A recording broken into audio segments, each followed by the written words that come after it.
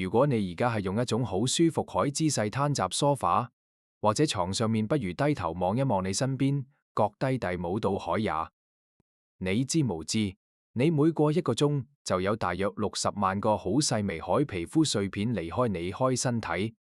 如果你將自己鎖集一間密封海房入面1年，當你出返嚟嗰陣，你身後會留低大概半公斤重海碎屑，而割低全部都係你自己。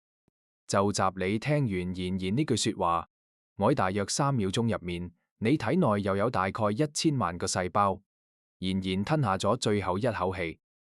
為咗更加直觀，肯理解呢個數字，你可以想象一下，成個香港海人口集一眨眼之間全部消失，然後最神奇海部分係集下一眨眼之間又全部重生。集呢個時候，你海骨髓同皮膚幹細胞正喺度瘋狂緊製造緊新兵填補，割低陣亡者海空缺。你係一條緩緩流動海河，外表遞落去仲係叫做阿強或者阿玲嗰個人，但係內在海零件早就已經換咗好幾輪。呢個就帶我去到生物學上邊最令人遭狂聵邏輯陷阱。我不妨將你蓋身體同樓下停住各部私家車做個對比。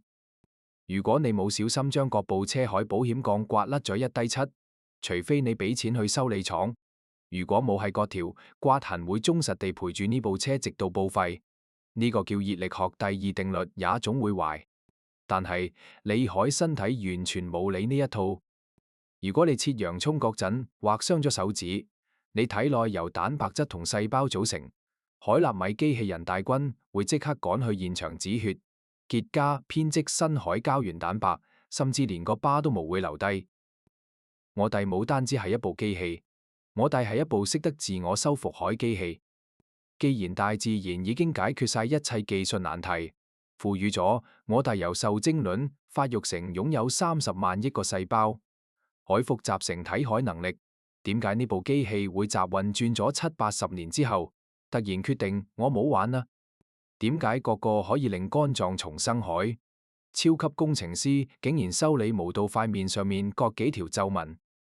點解個個可以指揮免疫大軍精準獵殺病毒海防禦系統，偏偏集晚年對肆虐海癌細胞視而不見？如果你走去問街邊海阿伯，佢會話你知呢個毛就係腦咯，機器用耐咗梗係會磨損㗎。呢種磨損理論聽落非常之符合直覺，但係好遺憾，呢種直覺無單止錯，而且係對演化論海一種誤解。如果係單純海磨損，點解你低牙甩咗冇可以再生，而鯊魚就可以換上幾千隻牙？點解一隻老鼠2年之後就老死，而一隻裸鼴鼠就可以活到30年？事實係自然選擇係一個極度貪婪而且精明海會計，渠海核心績效指標只有一個，就係繁殖。呢個就好似你去租車公司租車。租車公司根本冇在乎呢部車可無可以跑上100年期，只係在乎呢部車可無可以集租賃期，即係你海生育期之內跑到飛快，而且無出故障。如果在座有邊位可以活到500歲，但係佢將所有海能量都攞嚟修復身體，搞到卯多於海能量去生細路仔，但佢集演化呢場遊戲入面就係一個徹頭徹尾海失敗者。佢海基因會被割低，活得短，但係生得多。海競爭對手無情近淘汰，所以大自然做咗一筆冷酷海交易渠集你海基因入面預埋咗一個倒數鬧鐘。不管你食幾多藍莓，跑幾多次馬拉松，都無法阻止各個終極時刻海來臨。去到某個節點，你海身體仿佛接到咗某種神秘海撤退指令。修復工作開始變得敷衍了事，垃圾開始集細胞入面堆積。呢個就好比你請咗一支世界頂級海裝修隊嚟維護間屋，佢哋兢兢業業冚做咗40年，然後有一日工頭突然之間望咗一眼日曆，吹咗一聲口哨，兄弟們預算用晒啦，撤退。從此牆壁開始剝落，水管開始漏水，但係呢個冇再係意外。呢個係一場蓄謀已久。海徹之，衰老無係因為我哋修理無好，而係因為大自然覺得繼續修補，你實在係太無劃算啦。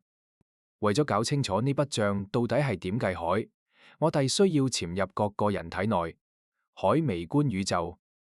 我哋要去拜訪各低位於細胞核心處海，好似鞋帶但磨損海 DNA 末端。我哋要去參觀各低好似老舊鍋爐但噴緊火星海線粒體工廠。呢個係一場關於時間海偵探故事。但係，暫我哋揭開各個潛伏集細胞深處海真空面具之前，請記住一點：各個決定俾你衰老改殺手，好大可能正係你集後生嗰陣，為咗生存同繁衍所簽落海高利貸合同。我哋通常中意將自然選擇想象成一位慈祥海工匠，集呢個星球海作坊入面敲敲打打咗幾十億年。致力於將每一個物種都打磨到完美無缺。基於呢種邏輯，我哋理所當然，但認為作為大自然最得意海作品，人類理應享有一份長期海保修合同。畢竟我哋已經爬上咗食物鏈海頂端，學識咗着褲，發明咗抗生素。大自然難道冇應該獎勵我哋一個永恆海，或者至少係持久健康海身體嗎？好遺憾，答案係一個響亮海筆。集演化海眼中，你海退休生活無單止毫無意義，簡直係集到浪費緊寶貴海資源。等我哋做一個極端海思想實驗，讓我哋假設大自然真係大發慈悲，製造咗一個絕對無會衰老海人，我哋就叫佢無限阿強啦。阿強海細胞可以完美更修復每一次損傷，佢海 DNA 永遠都冇會出錯，佢海心臟永遠好似18歲嗰陣但強勁。理論上，只要無出意外，佢可以活到宇宙熱值。但係問題就在於意外，即便擁有神一般海自我修復能力，阿強出街都係會被失控，愛汽車撞死，會被雷劈死，會被從天而降矮鋼琴砸死。統計學係無情海，假設阿強每年死於非命海，概率係1/1000，但佢集幾千年之內，幾乎肯定會死透。呢個就引出一個極其尷尬海成本核算問題。既然阿強遲早都要死於某種愚蠢海意外，但大自然點解要花費巨大海能量，將佢海身體做成可以用到1億年海永動機呢？呢個就等於係幫一部注定要踏出門口5分鐘之後就撞毀海碰碰車，安裝咗一部可以飛10萬公里海噴射式引擎。自然選擇呢個精明海會計，即刻就會拎住紅筆劃走呢筆預算，將能量轉移去製造更鋒利海牙齒或者係更強海繁殖能力。呢個就係1952年彼得梅達沃提出海自然選擇陰影理論。梅達沃海邏輯簡單到令人髮指，自然選擇係個盲人渠，根本遞無到老人家。想象一下，如果有一個基因突變會令攜帶者集10歲嗰陣心臟爆炸，但呢個基因即刻就會被清除，因為呢個可憐海細路仔仲未嚟得切生仔就已經死咗。但係如果有一個基因突變係令你集80歲嗰陣得心臟病呢？呢個時候你已經生咗3個細路，各個80歲得心臟病，改基因已經順順當當，但傳咗俾下一代。此時無論呢個基因會對各個80歲海阿伯做低咩，也自然選擇都已經無能為力啦，因為罪犯已經走到咗下一代海身體入面。我哋體內堆滿咗呢種老年先會發作海垃圾基因，僅僅係因為大自然懶得去清理佢哋。但係呢個仲未算係最糟糕。海，如果話梅達沃發現咗大自然海懶惰，但喬治威廉姆斯集1957年就揭露咗大自然海貪婪。威廉姆斯提出咗拮抗多效性呢個概念，意思就係魔鬼海交易。有低基因係雙面間諜，集後生嗰陣對你有利，但係雜年老嗰陣就會要咗你條命。最經典海例子，莫過於睾酮對於一個20歲海。舊石器時代男性嚟講，高水平海睾酮令你肌肉發達，打獵勇猛，同情敵打交兇狠。最緊要海係令你對異性充滿渴望。但係同樣，海荷爾蒙去到你60歲嗰陣，卻成為咗前列腺癌。海燃料仲會抑制你海免疫系統。面對呢種20歲做猛男，70歲插滿喉管海套餐，自然選擇會毫不猶豫。但點擊立即購買，杯因為集漫長海進化史上面，絕大多數人根本活無到70歲去體驗前列腺癌海痛苦。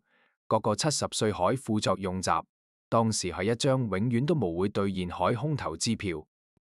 於是乎，我弟就成為咗呢種短期交易海受害者。為咗俾你集20歲，各年可以集各場決定性海群鯁入面打贏，然後搶到配偶，大自然透支咗你70歲個陣海健康。湯姆科克伍德將呢個稱為一次性軀體理論。大自然淨係關心一件事：你海軀體呢部車可無可以將你海基因呢位乘客安全，但由出生地運送到繁衍後代海終點。只要集前40年海旅程入面架車跑得飛快，但就係一部好車。至於你生完細路之後，呢部車會發生低咩嘢事，邊個會在乎呢？能量係有限。海大自然必須選擇係將能量花集昂貴海永恆修復上面，定係花集製造下一代上面。我弟亦都好似嗰部租賃車，但出廠海時候就已經被設定咗報廢日期。我弟之所以會老，並無係因為生物學上做無到永生，而係大自然經過精密海成本核算之後，得出咗一個冷酷海結論：你不配。但係呢個仲只係宏觀層面，海合同條款。既然大自然經已集我弟海基因入邊簽落咗呢筆，為咗後生嗰陣海輝煌而犧牲晚年海高利貸，但呢筆債務集微觀層面，究竟係點樣被催收海呢？為咗搞清楚呢一點，我弟需要將目光深入到細胞核嗰個幽暗繁忙海檔案室入面。集嗰度有一位無知貴海打字員，正係度以驚人海速度抄寫緊生命之書，但係佢正開始犯一低不可饒恕海錯誤。2013年，一群嚟自全球頂尖機構海生物學家聚埋一齊，發表咗一篇里程碑式海論文，列出咗著名海9大衰老標識：基因組不穩定性、端粒磨損呢低詞彙。每一個都可以令到非專業人士眼神迷茫，但係如果我哋將割低學術術語剝開，你會發現呢個其實係一部精彩絕倫海犯罪片。呢9個嫌疑犯可以歸納為潛伏集你體內海3火強盜。第一火強盜係信息解破壞者。如果有人話你知，你海身體係一個寬敞有序海工廠，但佢一定係集到講大話。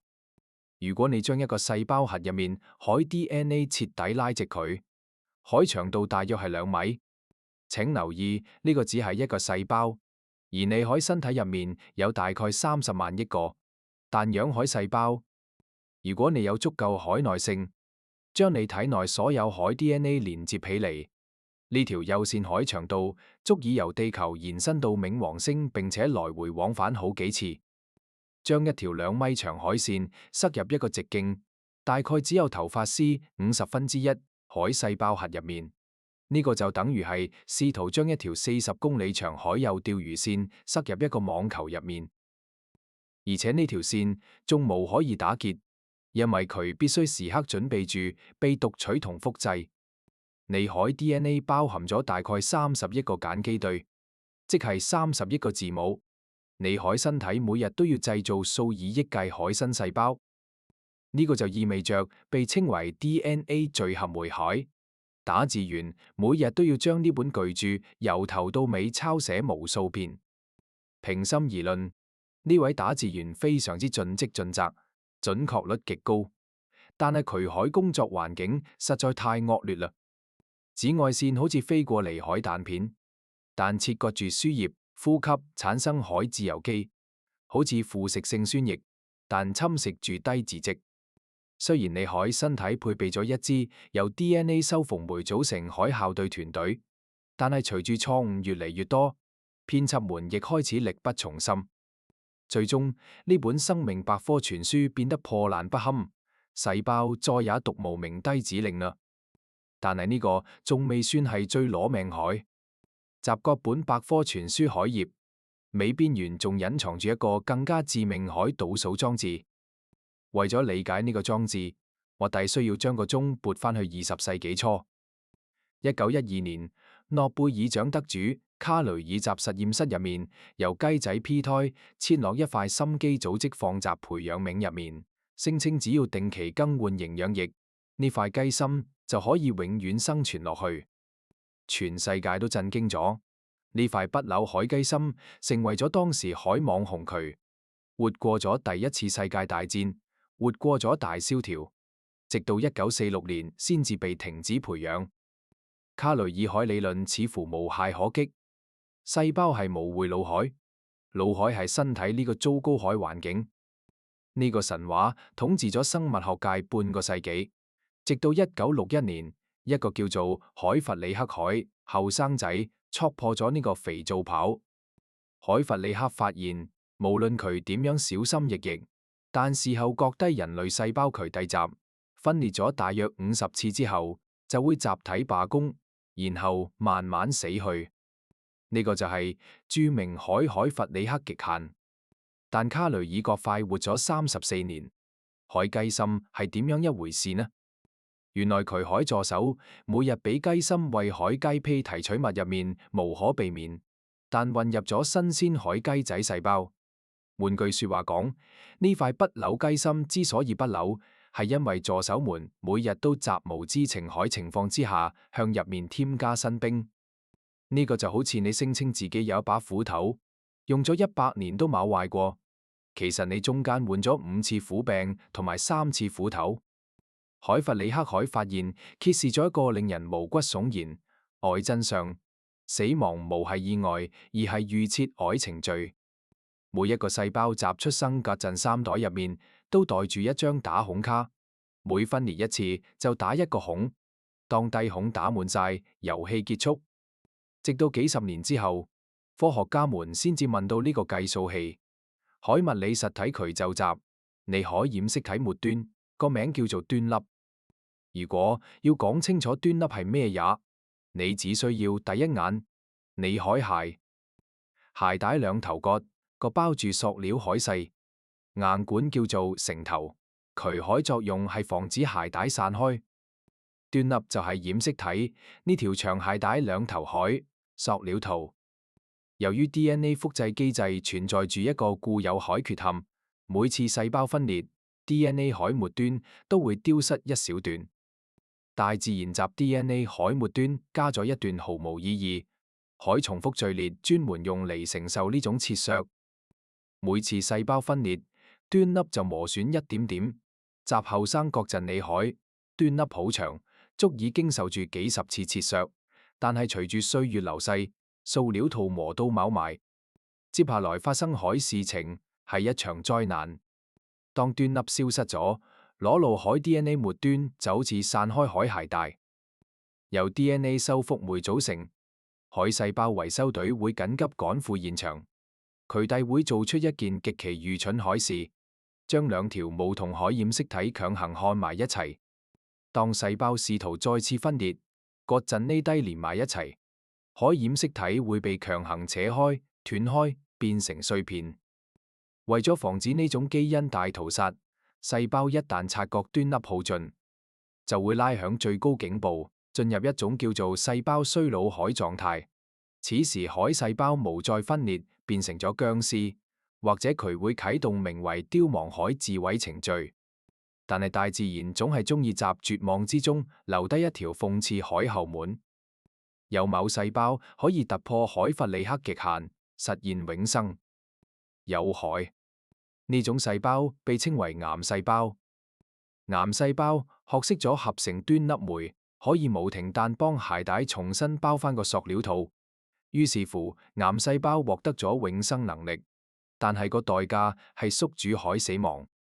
集人體入邊唯一海永生，竟然係死亡海同義詞。呢個就係第一夥強盜海作案手法。你海 DNA 每複印一版書，頁角就被切走一點，直到成本書分崩離析。但係呢個只係故事海一半。想象一下，如果有一日低書頁係完整，海低字亦都冇抄錯，但係當你翻開本書嗰陣，卻發現低書頁之間被人倒滿咗強力膠水。你擁有一本完美海書，卻依然讀無出入面海任何一個字。呢個就係第二夥強盜做凱好事，渠遞無私書，渠遞只係令本書變得無可以閱讀。集哈佛大學海一間實驗室入邊，遺傳學家大衛辛克萊會話：你知呢種讀取障礙先至係衰老海真正元兇。辛克萊教授有一個著名海比喻光盤，光盤上面海數據非常之堅固，呢個就等於你海 DNA。但係光盤表面割層透明海，塑料保護層一旦布滿了細碎海劃痕，激光頭就再也讀無到下面海數據啦。音樂開始卡頓，或者乾脆係一片令人抓狂海靜音。呢個就係辛克萊提出海衰老信息論，控制 DNA 數據可無可以被讀取，系統叫做表觀遺傳渠，就好似係吃集 DNA 上面喺便利貼同埋萬字夾，話俾細胞知呢一段基因要大聲朗讀，各一段基因要用膠紙封死。你體內每一個細胞，無論係視網膜上面海感光細胞，定係腳踭上面海死皮細胞，都擁有完全相同海 DNA 渠，遞拎住同一套生命劇本。但點解有低細胞變成咗哈姆雷特，有低就變成咗跑龍套海士兵呢？因為表觀遺傳賦予咗細胞身份，渠令肝臟記得自己係肝臟，令皮膚記得自己係皮膚。但係點解呢套精密海標記系統會隨着時間推移而混亂？集你海細胞入面有一群被稱為長壽蛋白海管家渠遞，平時趴集 DNA 上面確保割低毛，應該打開海基因被緊緊鎖住。但係呢群管家仲有一份兼職渠遞，亦都係 DNA 修復突擊隊海成員。每當 DNA 鏈發生斷裂，呢低管家必須即刻衝去斷裂處進行緊急維修。集後生割陣呢個過程運行得好流暢，但係集年老割陣隨住斷裂越嚟越頻繁，管家們疲於奔命。維修完 DNA 之後，蕩失咗路或者太貴啦，翻無道去。於是乎，原本應該被鎖住海基因某人理了割低靜音，海開關鬆咗。一個正集道經歷呢場危機，海老年肝臟細胞簡直係一場悲劇。佢原本被封印，海皮膚基因突然之間鬆咗，或者腎臟基因意外，但啟動咗呢個可憐海家伙，開始陷入咗老人痴呆。佢依稀記得自己好似係肝臟，但又覺得自己可能係一塊皮膚或者半個腎。此時佢冇再係一個專業海肝臟細胞，而係一個雜亂無章海混合體。呢個就係衰老海本質壞海，並無係基因呢個硬件，而係表觀遺傳呢套軟件崩潰咗。你海細胞並冇死，佢哋只係忘記咗自己係邊個。呢個聽落非常之令人絕望。集好長一段時間入面，生物學家們都認為呢種混亂係不可逆改。直到2006年，一個叫做山中新微海，日本醫生發現咗4個特殊海基因，即係山中因子。只要集成熟海細胞入邊強行表達呢4個基因，個個滿臉皺紋，海皮膚細胞竟然有時光倒流，海能力渠，海表觀遺傳標記被全部拆除，重置返到初始狀態，變翻做一個幹細胞。呢個係出廠設置重置山中，辛尼因此攞到咗諾貝爾獎。但係當你將呢項技術應用到活體老鼠身上嗰陣，佢變成咗一部恐怖片。老鼠海細胞徹底忘記自己係邊個，並且不受控制但瘋狂生長，結果就係畸胎瘤，一個由混亂組織構成海怪物肉球，入面可能有一束亂生海，無法幾粒發育不全海，牙齒甚至係一隻死盯住虛空海眼睛。呢個就係徹底重置海代價。你將硬盤格式化咗，無單止刪除咗病毒，亦都刪除咗操作系統。我哋需要海系系統還原，而無係格式化。大衛辛克萊團隊嘗試咗一種精妙海微調，佢遞集幾隻視神經受損、海老年失明老鼠身上注射咗溫和版海重置藥劑，結果老鼠海視神經居然生翻出嚟了，失明海老鼠恢復咗視力。呢個係目前科學界最接近魔法海時刻。光盤上邊海劃痕被填平咗，音樂重新流淌出嚟。呢一發現意味住衰老可能根本無係一種不可避免海磨損，而係一種可以被重新啟動海軟件故障。但係請你先無好急着開香檳。雖然我哋可能問到咗修復軟件海方法，但係如果電腦機箱入邊堆滿咗1年海灰塵，風扇被死去，海若由屍體卡住，但無論你海軟件有幾肯完美，中央處理器都係會燒㗎。此時此刻，集你海細胞深處，一群原本負責打掃衛生海清潔工，正集到發起一場大規模海罷工，垃圾正集到堆積，發電廠正集到洩漏。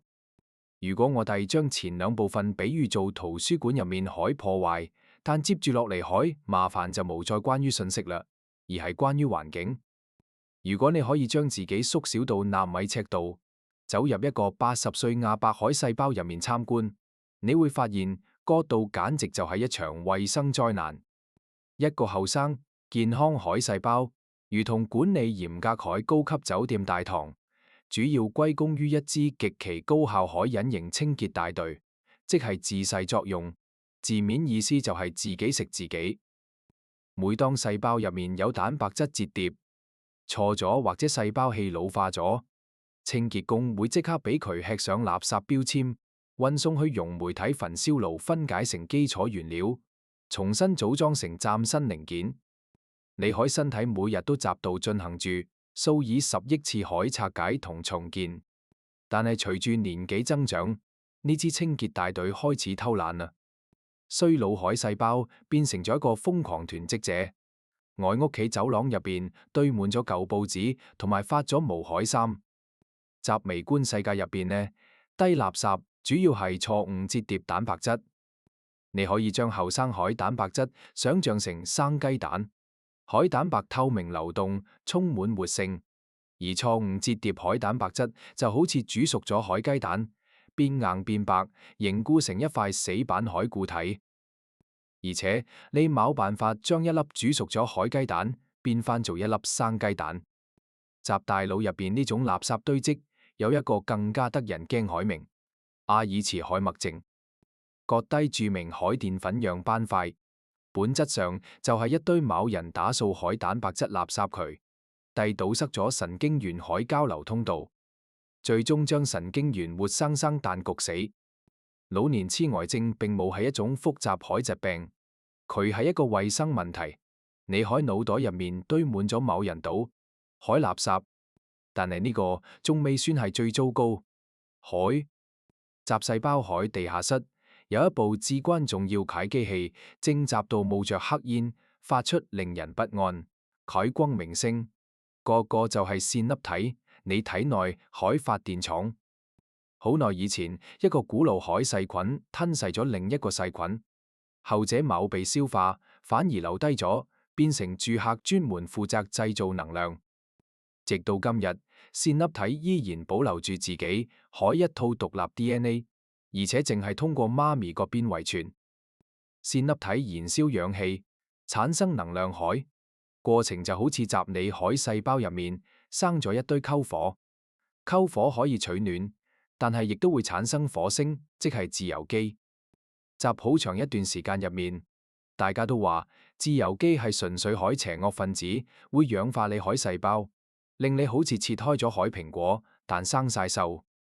但係最新海研究表明，少量海火星其實係必要海報警信號。當線粒體噴出自由基，嗰陣佢其實係集到納快低，問人過嚟整下個鍋爐。收到信號之後，細胞會啟動修復機制，升級防火牆。呢個就係點解適度運動可以令你更加健康。如果你瘋狂但吞抗氧化劑，將所有海火星都撲滅晒，身體反而會以為一切正常，停止維修。個結果就係個鍋爐爛到透晒都冇人理。隨住歲月鈣侵蝕線粒體開始老化，漏油食入去同樣，海葡萄糖產出，海能量卻變少咗。呢個亦都解釋咗點解老人家成日都覺得好貴。與此同時，噴出離海自由基就好似火山爆發，但多當呢低洩漏，海自由基同埋線粒體 DNA 溢出到細胞質入面，嗰陣身體會驚恐，但以為受到咗細菌入侵。無好冇記得線粒體本質上就係細菌。呢種誤判會引發全身性海炎症，令我哋被自己海發電機從內部慢慢但燒毀晒。面對呢種絕望途徑，大自然向我哋展示咗一個可能係地球上最樣衰，但係亦都最神奇海生物——裸鼹鼠。佢哋係生咗爆牙，成身粉紅，而且皺皺巴巴，海粉紅色香腸，生活集東非地底海洞穴入面。普通海家屬淨係可以活2到3年，而裸鼹鼠就可以活超過30年。如果換算成人類，呢個相當於一個人活咗800歲，而且佢哋幾乎從來都冇會得癌症。佢哋有咩也秘訣？因為佢哋海清潔工從來都冇罷工。裸鼹鼠體內海蛋白質質量控制系統極其之嚴苛，即使去到30歲海高齡細胞入邊，海蛋白質依然好似初生嬰兒，但整潔。大自然似乎集到用呢種生物嚟嘲笑我。但你想活到同神誕耐啊？可以，但係你要生到似條發咗毛海香腸先。但人類仲有冇希望呢？其實我哋海身體入面亦都有一套類似海高效清潔機制，只係佢被一個貪婪海包工頭俾關咗。呢個包工頭叫做 mTOR， 即係雷帕霉素靶蛋白。你可以將佢想象成細胞入面海總指揮，只要遞到血液入面有一點點海營養物質，佢就會興奮。但大聲納有磚頭了，快低起身樓，所有海清潔工作都被叫停晒。只有當營養匱乏，即係你肚餓嗰陣，佢先至會收聲。呢個時候細胞先至會切換到維修模式，開始搜集體內海垃圾進行回收利用。個悲劇在於，現代文明最大害咗，並冇係饑荒，而係我哋再也感覺冇到肚餓啦。我哋由瞓醒開始就集到食早餐、鮮奶、咖啡、晏晝飯、下午茶、夜晚飯、宵夜，血液入邊永遠流淌住高濃度海糖同氨基酸。呢位包工頭每日24小時都集到尖叫生長生長，而低清潔工永遠都集到放大假。我哋將自己食成咗一個塞滿晒垃圾海生鏽機器。呢第二火強盜其實係我哋海幫兇，正係不斷但進食，塞住咗清潔工反攻海路。而家個局勢已經好明朗啦。第一火強盜搞亂咗低藍圖，第二火強盜整污糟咗個環境，仲將個發電機整到漏晒。當低垃圾堆到比天花板仲要高，各個可憐海細胞終於崩潰咗。佢面對住一個終極海選擇，要麼體面但自殺啟動凋亡程式，或者徹底發癲，變成咗一個無死海怪物。呢集你海組織深處無停，但尖叫向周圍噴射毒液，甚至策反割低健康海鄰居。集陰暗海角落入面呢，第三火強盜已經集結完畢，佢哋並無係外敵，而係叛徒。好啦，今日就講住肯多先。今晚你只需要記住一件事：你海身體並冇係因為磨損而衰老，而係因為一筆你集後生嗰陣為咗生存同繁衍而簽落海高利貸。而家只不過係到期還款啫。